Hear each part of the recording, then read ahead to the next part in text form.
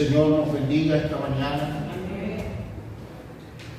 Damos gracias al Señor por este tiempo en que podemos alabarnos, adorarnos, bendecir su nombre. Libro de los Hechos de los Apóstoles, capítulo 2. ¿Lo tiene ya? Libro de Hechos de los Apóstoles, capítulo 2, versos 41 y 42. Leo en el nombre del Señor. Así que los que recibieron su palabra fueron bautizados y se añadieron aquel día como 3,000 personas y perseveraban en la doctrina de los apóstoles, en la comunión unos con otros, en el partimiento del pan y las oraciones. Señor, te damos gracias esta mañana por tu palabra. De manera especial, Señor, quisiera pedir que esta mañana puedas auxiliarme para compartir tu palabra. Ayúdame por medio de tu Espíritu Santo, Señor. Yo puedo hacer mi mejor esfuerzo para tratar, Señor, de explicar lo que dice tu palabra, pero nada será suficiente si tu Espíritu Santo no habla al corazón, al alma, a la mente de quienes están hoy en esta sala. Te pido, Señor, que tú puedas comunicarnos de manera clara y eficaz tu palabra a nuestra vida, de tal manera, Señor, que nosotros ya no olvidemos nunca más esto y podamos ponerlo en práctica en nuestra vida. Gracias, Señor, en el nombre de Jesús. Amén, amén.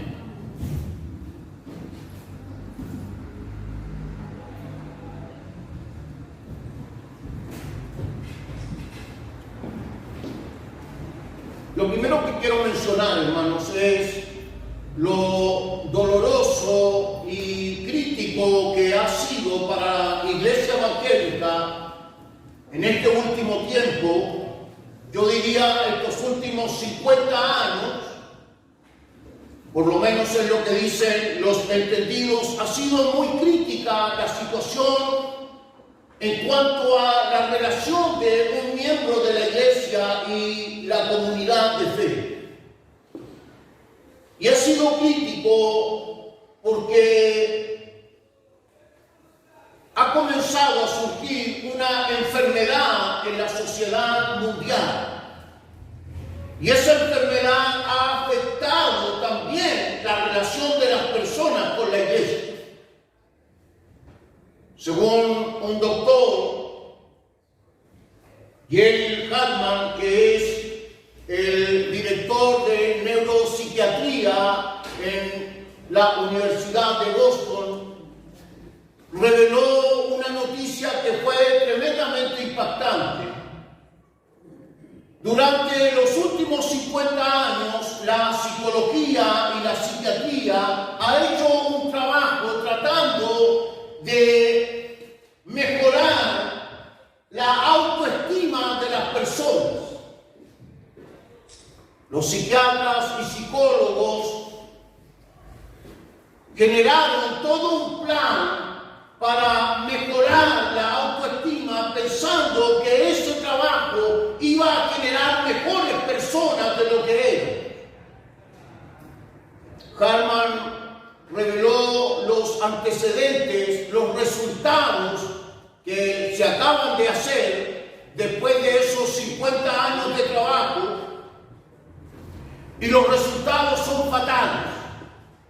La ideología de la autoestima, lo único que ha generado, dice la estadística, los resultados científicos, es orgullo, excesiva vanidad, excesivo valor de sí mismo, a tal punto que hoy tenemos una sociedad que desprecia a los demás.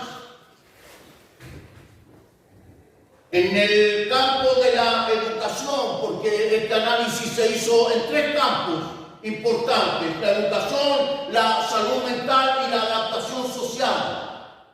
En el campo de la educación no se obtuvo nada excepto niños cada vez más violentos, cada vez más agresivos, cada vez más indiferentes hacia los demás. En el campo de la salud mental solo se recogieron cantidades de fichas clínicas de personas afectadas porque se sentían frustrados, porque no conseguían lo que deseaban. En el campo de la adaptación social, los últimos 50 años han surgido más conflictos sociales, más irregularidades, más desprecio e indiferencia hacia otro ser humano. Hoy da lo mismo atropellar a alguien y huir, hoy da lo mismo matar a alguien, hoy da lo mismo faltarle respeto a una autoridad, hoy da lo mismo, el sentido de jefe, de autoridad se ha perdido, todo da lo mismo. Esos son los resultados de lo que hoy la psiquiatría y la psicología llama el error de la ideología de la autoestima. Probablemente usted se esté preguntando cómo puede afectar eso a los miembros de la iglesia, cómo puede afectar eso a los creyentes. Ha afectado tan potentemente, hermanos, a tal punto de que hoy las personas no ven a la iglesia como algo importante y trascendente en sus vidas, sino simplemente como un supermercado. Cuando tengo necesidades voy a la iglesia, cuando siento problemas voy a la iglesia, cuando tengo vacíos voy a la iglesia, pero la iglesia para mí no es una autoridad, la iglesia para mí no es prioridad, la iglesia para mí no es importante, la iglesia para mí no es valorable.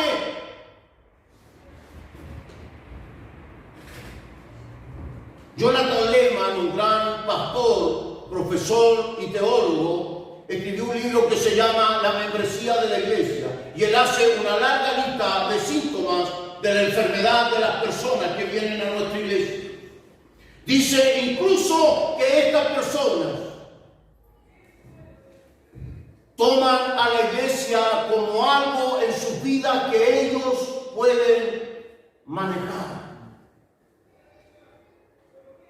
Consideran a la iglesia como algo en sus vidas, como algo más en sus vidas. Así como tienen su trabajo, como tienen su hobby, como tienen sus diversiones, como tienen sus gustos, también tienen a la iglesia. O sea, la iglesia no es algo importante en sus vidas, sino que es algo más en sus vidas. Esa enfermedad y esos síntomas de las que habla el profesor Leeman son producto probablemente, hermanos, de que nosotros también, los ministros de la iglesia, no hemos sido claros acerca de lo que significa ser miembros de una iglesia. Probablemente también nuestras intenciones, nuestros deseos, nuestras ambiciones, nuestros planes, nuestros intereses como ministros, a veces giran más acerca del éxito que de lo que significa realmente ser comunidad. Entonces, seguramente estamos tan preocupados de tener éxito, de tener gente, de llenar locales, de ser mega iglesias, que ya no nos preocupamos de la calidad de miembros que tenemos dentro de nuestra iglesia. Diré algo tremendamente fuerte. No todo el que quiera puede ser parte de la iglesia. Y eso lo dice la Biblia. No todo el que quiera puede ser parte de la iglesia. Es más, la iglesia tiene el poder y la autoridad de seleccionar a sus miembros. ¿No dijo Jesús que la iglesia tenía las llaves? Y que podía atar o desatar, perdonar o no pecados. Ya sé lo que usted me dirá o seguramente está pensando, los pecados son perdonados por Cristo. Pero la iglesia, hermano, es una autoridad. La iglesia tiene poder. La iglesia tiene una autoridad mayor que la del Estado, mayor que la del gobierno de turno en un país. Por esa razón es que quisiera esta mañana compartir un sermón que tiene que ver con qué significa ser un miembro de la iglesia.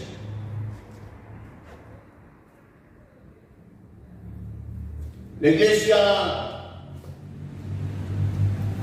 tiene dos grandes dimensiones, hermanos. Por un lado, la iglesia está compuesta por seres humanos, y eso es importante que lo entiendan. Las personas nuevas que están asistiendo a nuestro culto, yo quisiera que entendieran esto con claridad. La iglesia tiene dos grandes dimensiones. Por una parte, está compuesta por seres humanos, y eso significa que dentro de la iglesia hay problemas, dentro de la iglesia se cometen errores, dentro de la iglesia también hay fracaso, dentro de la iglesia también hay goce, dentro de la iglesia también hay dificultades, porque no existe una iglesia perfecta. No existe. Somos seres humanos y todos cometemos errores. Los pastores, los miembros, todos cometemos errores. Por lo tanto, es posible que una iglesia tenga errores.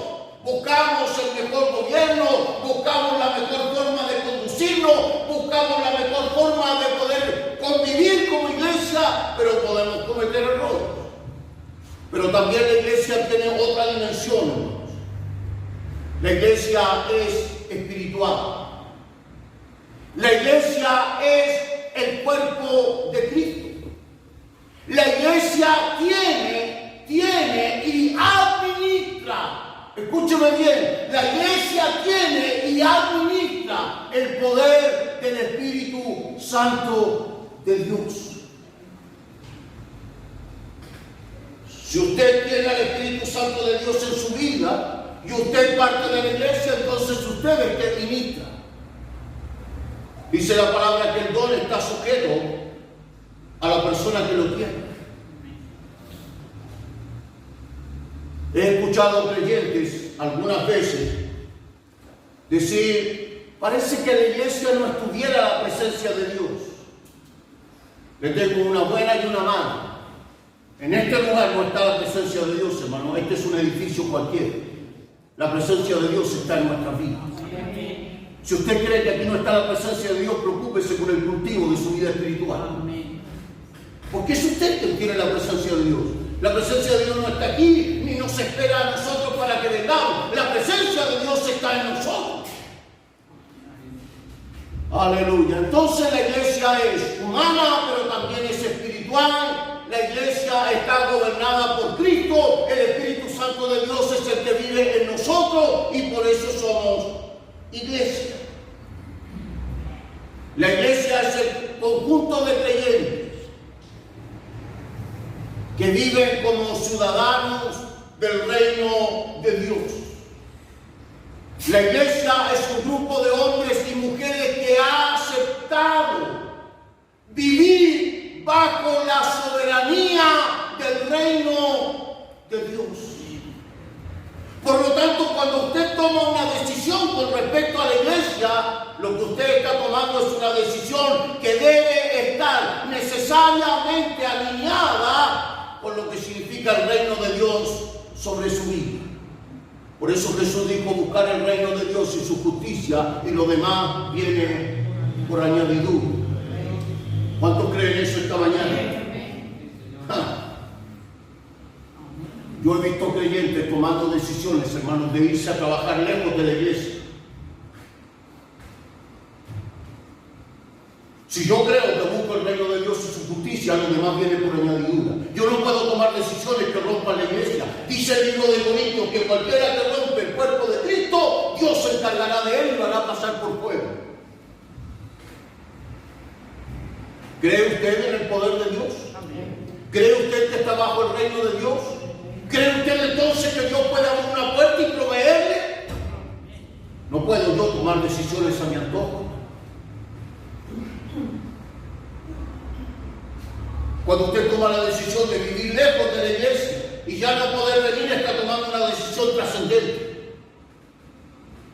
Porque nosotros vivimos bajo el reino de Dios. Dios se tiene que encargar de nuestra vida. ¿Qué tan serio es nuestra relación con la iglesia? ¿Qué tan seria es nuestra relación con el cuerpo de Cristo? ¿Qué tan seria, hermanos, es la decisión que hemos tomado de ser parte de la iglesia?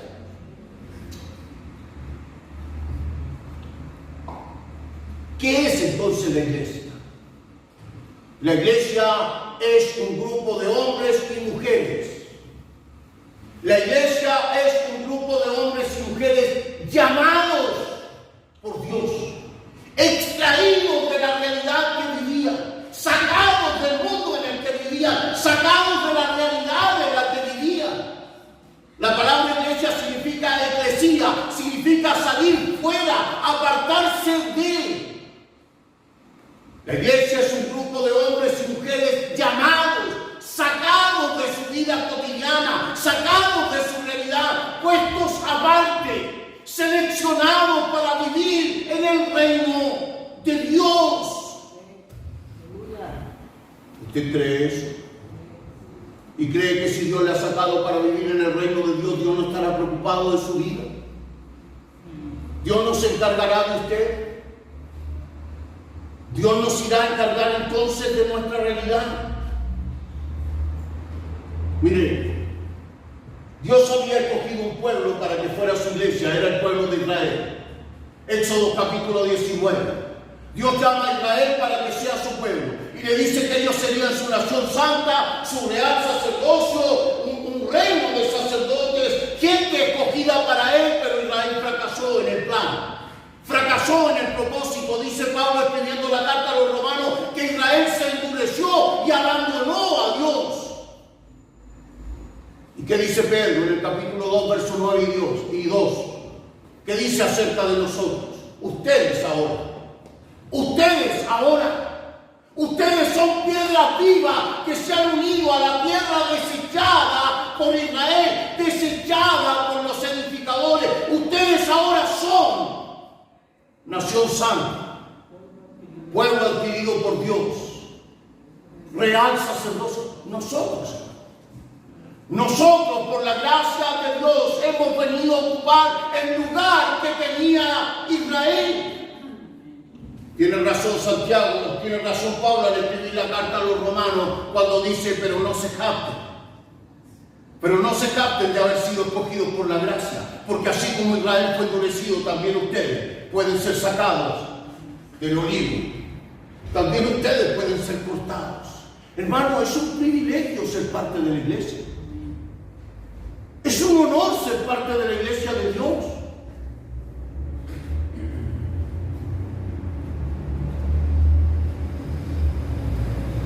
La iglesia está formada por todas aquellas personas que han entendido el mensaje de salvación de Jesucristo.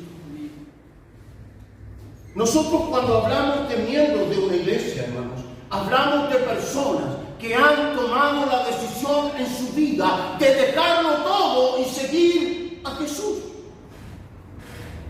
Eso es ser parte de la iglesia.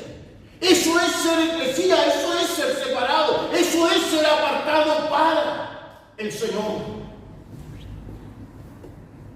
Lo dijo Jesús, Juan 15:14, vosotros sois mis discípulos, o mis amigos, como dicen otras versiones. Si hacéis qué cosa. ¿Se sabe el texto? Vosotros sois mis discípulos si hacéis lo que yo digo, lo que yo mando. Vosotros sois mis discípulos si hacéis lo que yo mando, no lo que yo quiero. La iglesia no es el lugar donde yo la tomo y hago lo que quiero, lo que deseo, lo que tiene que ser, lo que a mí me agrada, lo que a mí me llena, lo que a mí me satisface. No, es hacer lo que dice la palabra de Dios. Fue Jesús el que dijo, si alguno quiere venir en pos de mí, niéguese a sí mismo, tome su cruz y sígame. Fue Jesús el que dijo, si alguno pone la mano en el arado y mira hacia atrás, no es digno de mí. Aleluya. Por eso Jesús dijo, calcule primero. Calcule primero. Puso un ejemplo incluso Jesús en los evangelios. Si alguien quiere seguirme, calcule primero. Sea como ese general de ejército, dijo Jesús, que calcula. Si vienen 300 a hacerme la guerra, yo no puedo ir con 100. Tengo que calcular. Una persona que quiere seguir a Jesús es como esa persona que quiere construir una torre. Tiene que saber cuántos ladrillos necesita, porque si no su torre quedará a media. Y dice que sus vecinos se reirán de él. Lo que Jesús estaba diciendo es que el costo, el valor, la importancia que tiene ser parte del cuerpo de Cristo es algo que nosotros tenemos que saber medir. O entrego mi vida al Señor, o someto mi vida a las normas del reino de Dios. O de otro modo no podría ser un buen miembro de la iglesia.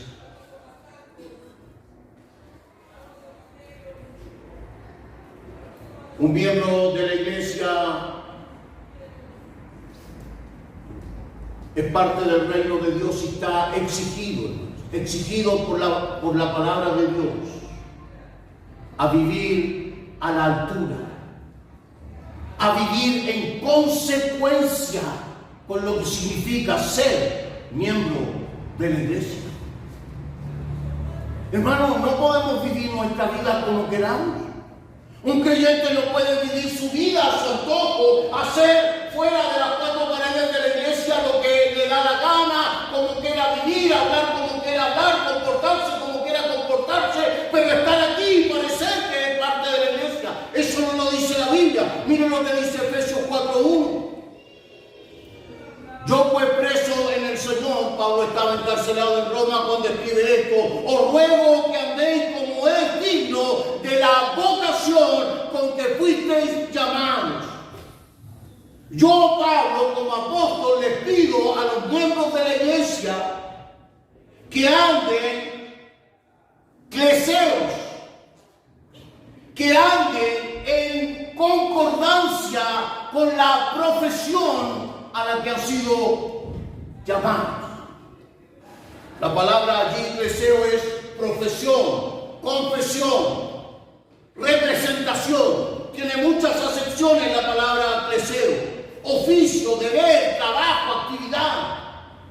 Yo les pido que si ustedes son miembros de la iglesia, dice Pablo, anden, vivan a la altura, en consecuencia de lo que son. Ustedes tienen una vocación, han sido sacados del mundo con una vocación, con un plan, con un propósito, con una meta, con un objetivo. Son el pueblo escogido de Dios. Amén. ¿Le gusta a usted saber que es el pueblo escogido de Dios? Amén. ¿Le gusta a usted saber que es real sacerdocio? Qué rico es cuando nos dicen cosas buenas, ¿no? Pero también la Biblia nos dice que debemos andar en consecuencia con todos esos títulos que Dios nos ha dado. Yo no puedo vivir allá afuera como viven los de afuera y aquí comportarme como si fuera un tremendo cristiano. Eso no es un miembro de la iglesia, eso es alguien que no ha comprendido. Eso es alguien que mancha el testimonio de la iglesia y de Jesucristo. Qué duro. Qué dura es esta palabra. Pero ¿a quién iremos? Si solo Él tiene palabras de vida y de salvación para nosotros. Ese ha sido, hermanos, el problema de nuestras congregaciones.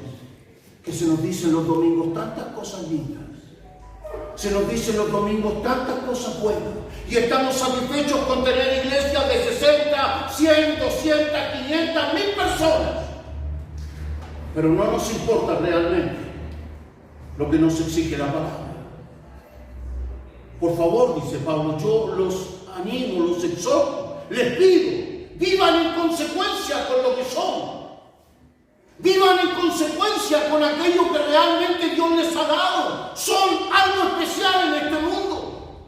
Son personas especiales en esta realidad. Son personas que no pueden seguir viviendo como vive el mundo, como vive la realidad de afuera. Ustedes tienen que ser diferentes. Porque tienen una vocación distinta, porque tienen una profesión distinta, porque tienen una representación distinta en este mundo. Porque porque no son de este mundo. ¿No lo dijo Jesús? Vosotros no sois de este mundo como yo tampoco soy del mundo. No soy de esta realidad, no vivo de acuerdo a esta realidad, no vivo de acuerdo a los antojos de este mundo, no vivo de acuerdo a los modelos de este mundo, vivo de acuerdo a lo que Dios exige de mí, porque mi vida le pertenece. Aleluya. Interesante el juego de palabras de Pablo aquí en Efesios. Ustedes anden como es digno, a la altura, en consecuencia de la profesión, cleseos, de la representación a la que han sido llamados, porque son ecleseos, porque son sacados fuera, porque son escogidos, porque son llamados, porque son especiales. Aleluya.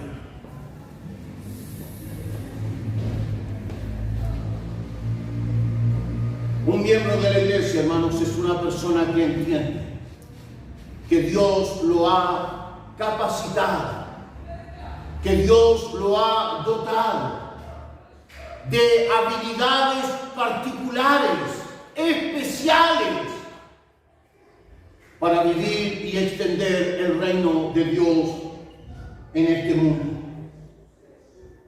Mire, esta es otra de las realidades dolorosas de los miembros de la iglesia. Existen tantas personas en la iglesia diciendo siempre: yo no sé cuál es mi deber, yo no sé cuál es mi trabajo, yo no sé cuál es mi don, yo no sé qué es lo que debo hacer en la iglesia. ¿Cómo es eso posible, hermanos, si la Biblia dice algo totalmente contrario? Primera de Corintios capítulo 12, versículos 7 al 11. A cada uno se le ha dado, a cada uno se le ha dado la manifestación del Espíritu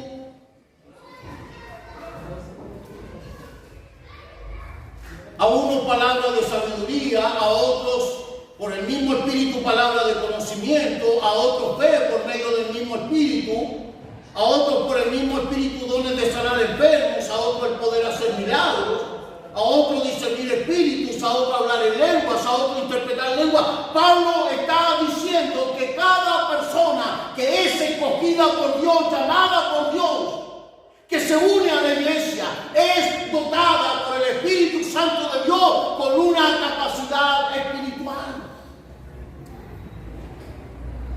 Hermano, no es cierto, y se lo tengo que decir, no es cierto aquello de que usted solo tiene que venir. No, usted tiene una capacidad espiritual importante para la edificación del cuerpo de Cristo. ¿Lo entiende? Y entonces da lo mismo si no vengo. Entonces da lo mismo si no estoy. No puede dar lo mismo. Porque usted tiene una capacidad dada por el Espíritu Santo de Dios para la edificación del cuerpo de Cristo. Por lo tanto, cuando usted no está y no hace lo que Dios le ha dado para que haga, para que los demás seamos edificados, entonces el cuerpo comienza a deformarse. ¿Usted solo come pescado? ¿O usted solo come masas? No, nosotros comemos distintos alimentos. Porque nuestro cuerpo tiene que desarrollarse de manera normal. ¿Cómo podríamos desarrollarnos, hermanos, si nos falta algo? Pablo en la carta a los Corintios dice que unos son manos, que otros son ojos, que otros son pies, que otros son orejas. ¿Cómo podríamos desarrollarnos si las orejas no vienen? ¿Cómo podemos desarrollarnos de manera normal, hermanos, si los pies no están? ¿Cómo podríamos desarrollar una iglesia de manera sana y normal, hermano, si la boca no asiste? Es más importante de lo que pensábamos ser parte de la iglesia, hermano. Por eso nadie tiene la facultad de romper la iglesia. Lo dijo Pablo, nadie puede decir: yo no soy de la iglesia porque no soy mano. No, yo quería ser mano, así que no soy de la iglesia porque no soy mano. No dice Pablo que quien hace eso es arrogante, es insensato. No entiende lo que es el cuerpo de Cristo. Porque a cada uno Dios, por medio de su Espíritu Santo nos ha dado capacidades espirituales. Aleluya. Usted ya está capacitado para bendecir al cuerpo de Cristo y para extender el reino de Dios en este mundo. Dios le ha dado capacidades. Ahora el problema es, ¿por qué entonces en las iglesias hay tantos creyentes que asisten y se sientan durante años en una silla o en una banca sin entender cuál es su propósito? Porque probablemente no está en una buena iglesia. Lo dice la Biblia. Porque probablemente no escogió la iglesia adecuada. Mire lo que dice Efesios capítulo 4, versículos 11 y 16. Él mismo constituyó a unos apóstoles, a otros profetas, a otros evangelistas, pastores y maestros, a fin de, ¿con qué finalidad existen los dones dentro de la iglesia? A fin de capacitar, perfeccionar, equipar, proporcionar las herramientas. Tiene el texto allí, me gustaría que lo buscara, hermanos, porque seguramente a esta altura del sermón, con tanta cita bíblica, pareciera que ya a esta altura podría yo estar inventando un texto, hermano. Véalo, por favor, Efesios capítulo 4, versos 11 y 16. Efesios 4, 11 al 16. ¿Lo tiene?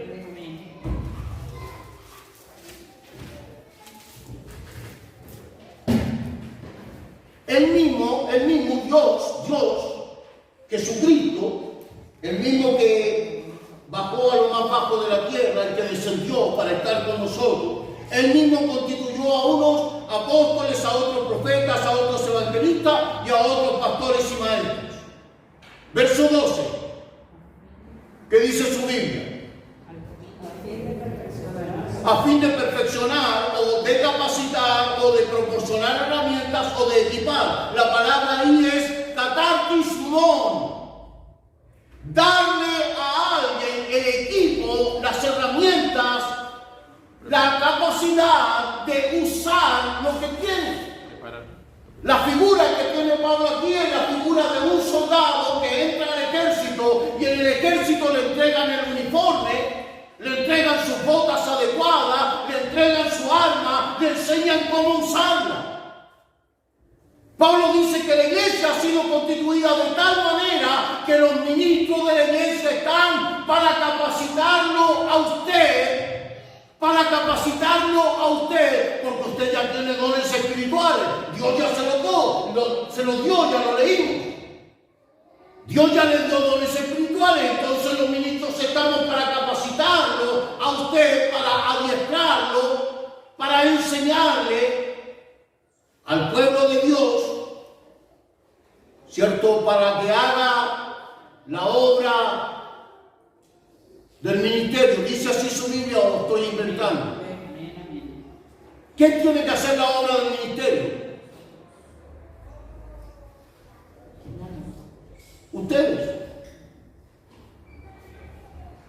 O leí mal yo, o seguramente conozco otro evangelio. Dice que nosotros los ministros estamos para adiestrarlo, capacitarlo, proporcionarle el equipo que usted necesita para que el pueblo de Dios, para que la iglesia pueda hacer la obra del ministerio para edificar al cuerpo de Cristo. ¿Quién edifica al cuerpo de Cristo? Los miembros de la iglesia. Porque los miembros de la iglesia han sido capacitados, adiestrados y enseñados a ser iglesia. Usted no viene por venir. Usted no está aquí simplemente porque le gustó la iglesia. Usted está aquí porque Dios lo llamó, lo eligió, lo sacó del mundo. La sangre de Jesucristo lavó sus pecados, le hizo parte de la iglesia para que usted ahora pueda ser parte de la extensión del reino de Dios, aportando con sus dones al cuerpo de Cristo. ¿Por qué razón? Y aquí expresa cuál es la razón por la que ustedes han sido capacitados.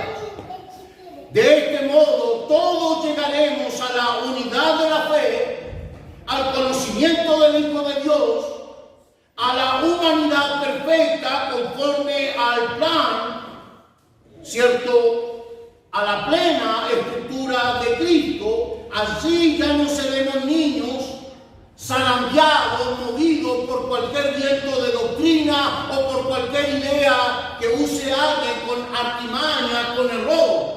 ¿Cómo puede llegar usted a ser maduro? ¿Cómo puede usted llegar a ser sólido en la fe? ¿Cómo puede llegar usted a ser una persona firme a pesar de lo que pase, firme en su fe?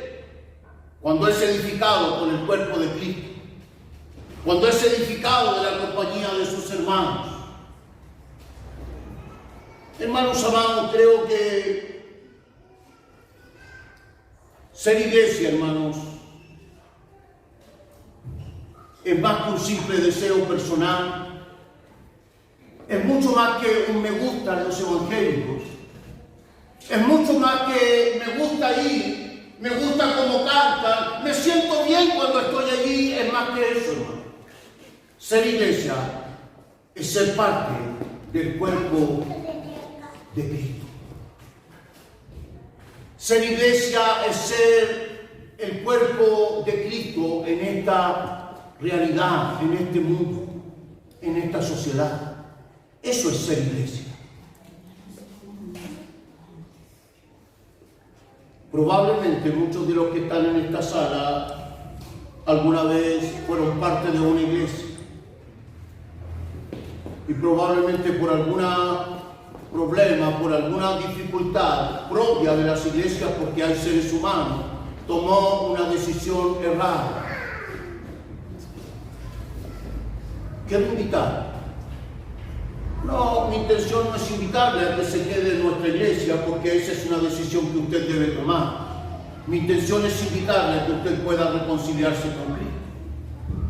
Mi intención es invitarle a que usted pueda valorar lo que significa ser parte de una iglesia.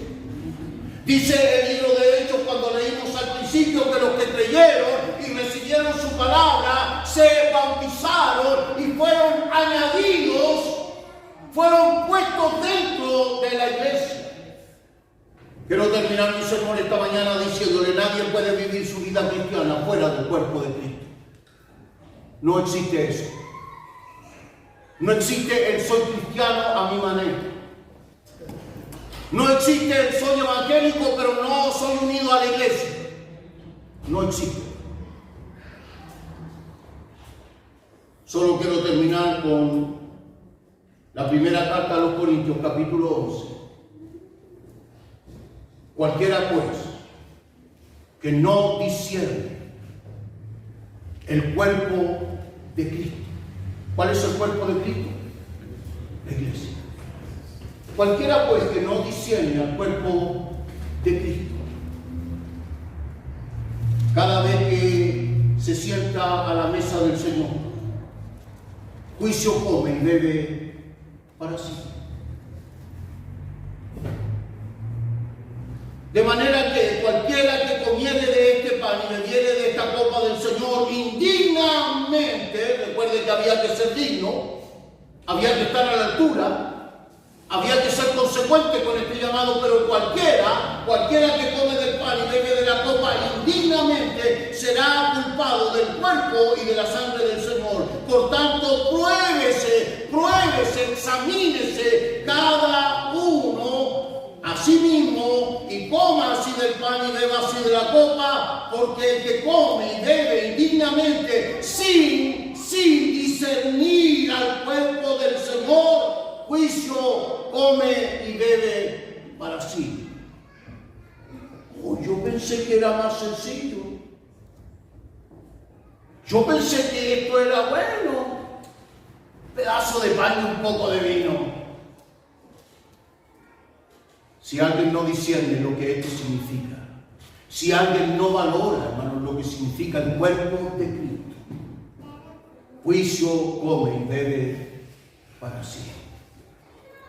Ser parte del cuerpo de Cristo es importante. Donde sea, en la ciudad que sea, en el lugar donde usted quiera, la iglesia que usted escoja, pero no se puede vivir la vida cristiana fuera del cuerpo de Cristo. Cristo, porque quien lo hace así entonces vive de manera indigna y no valora lo que significa la iglesia del Señor.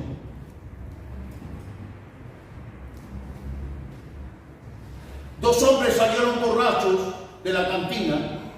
Tenían que cruzar la bahía, un lago, para ir a sus casas al otro lado. Se subieron a un bote y comenzaron a remar.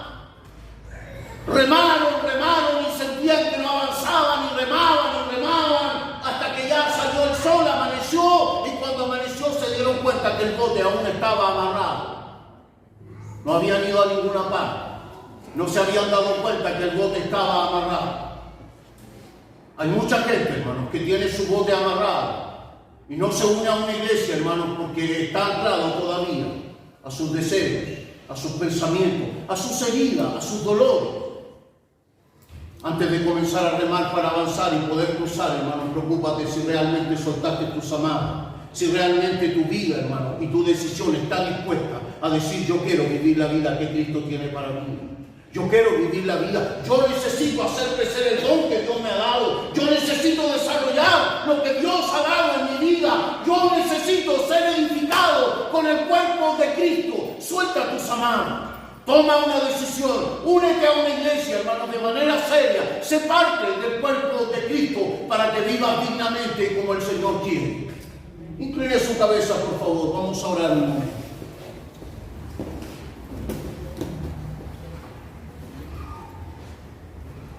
Buen Dios y Padre celestial, te damos gracias esta mañana, Señor, por tu palabra. Gracias, Señor, por quienes esta mañana se han dado cita en esta sala, Señor, para escuchar tu palabra. Probablemente, Señor, alguna de las personas que están en esta sala, se ha subido, Señor, a su bote y ha remado incansablemente tratando de avanzar. Ha remado incansablemente tratando de avanzar, pero no ha logrado nada porque no ha entendido que debe cortar sus amarras, que debe tomar una decisión, que debe unirse a la iglesia y que quien busca el reino de Dios, tú te encargarás de añadir todas las cosas. Señor, por eso esta mañana te ruego que por medio de tu Espíritu Santo tú puedas tocar el corazón, la vida de quienes están aquí en esta sala esta mañana. Si hay alguien, Señor, si hay alguna persona, hermano, hermana, que por dolor, que por algún fracaso, que por alguna tragedia, que por alguna dificultad, que por algún traspié, Señor, dentro de la iglesia, no ha podido continuar, te ruego que toque su vida. Te ruego que tu Espíritu Santo, Señor, toque su vida. Que esta mañana, Señor, a través de esta reflexión de tu palabra pueda comprender que no hay forma, Señor, de hacer avanzar ese bote si no suelta las amarras, si no se une a la iglesia, si no deja, Señor, ser edificado por los dones que tú tienes en el cuerpo de Cristo. Bendice esta congregación, Señor.